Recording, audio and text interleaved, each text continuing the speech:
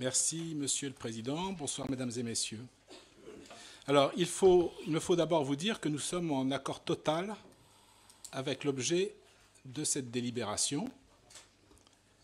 En revanche, ce que nous regrettons vivement, c'est l'objectif que vous affichez.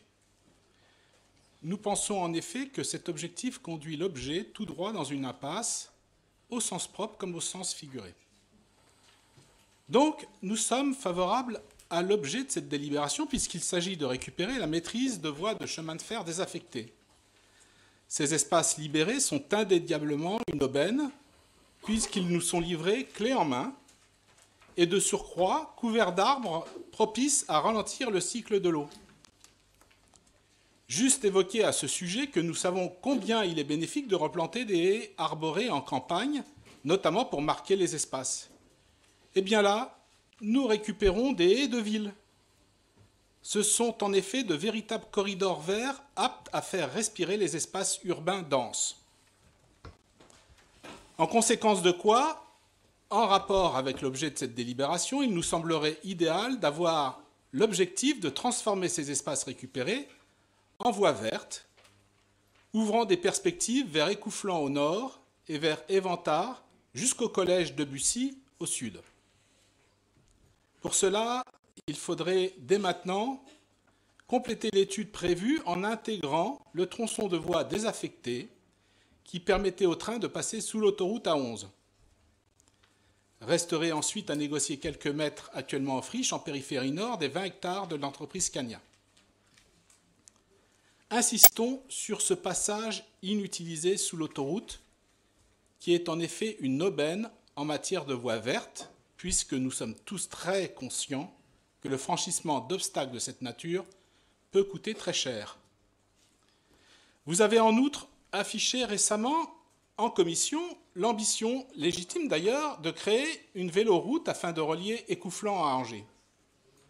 Eh bien, vous en avez l'amorce ici, pour un coût dérisoire, même si, au final, vous choisissez de privilégier un autre itinéraire, le potentiel de ces voies désaffectées reste intact puisqu'il faut obligatoirement, en matière de voies vertes, créer un maillage le plus serré possible.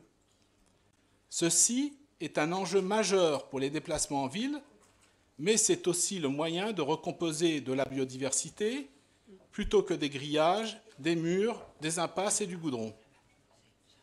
Alors, venons-en maintenant à l'objectif que vous affichez dans cette délibération. Il s'agit, à vous entendre, de permettre à certaines entreprises qui bordent ces espaces désaffectés d'agrandir leur arrière-cour sur une bande d'environ 10 mètres. 10 mètres à la condition qu'il n'y ait pas un conflit de voisinage face à face. Nous sommes donc là très loin du potentiel urbain que je viens précédemment de vous décrire. Suite à la récupération de cette bande de terrain par les entreprises, de deux choses l'une. Soit elles maintiendront la végétation afin de proposer un îlot de fraîcheur à leur personnel, mais alors, dans ce cas, inutile de se lancer dans une telle opération, car c'est exactement ce que nous proposons de faire.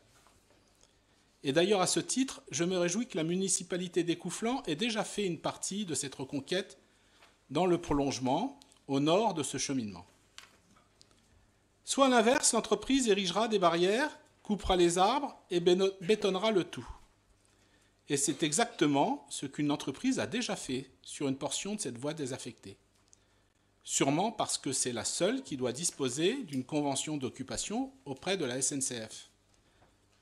En fait, je parle de cette entreprise puisqu'il est apparu en commission que c'est à la suite de sa demande pressante que nous devrions abandonner ce potentiel de trame verte.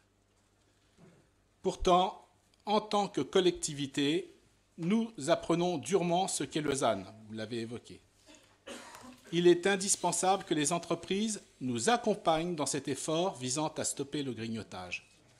Et je suis d'ailleurs persuadé, pour y vivre dans les entreprises, qu'elles sont prêtes à le faire. En outre, pour ce cas précis, j'ai un doute que l'avenir économique des entreprises concernées par cette récupération dépend de l'acquisition d'une bande de 10 mètres à l'arrière de leurs locaux. Monsieur le Président, Monsieur le Vice-président, Mesdames et Messieurs, Ce que nous souhaitons simplement, c'est que cette délibération soit reprise afin qu'elle soit élargie au-delà du seul objectif économique. Cela permettrait d'évaluer si le gain économique est supérieur au gain en termes de mobilité pour notre population. En d'autres termes, si dans ce cas précis, l'intérêt de quelques-uns doit primer sur l'avenir de beaucoup d'autres en matière de déplacement, d'artificialisation des sols et de santé pour l'écosystème local. Merci beaucoup.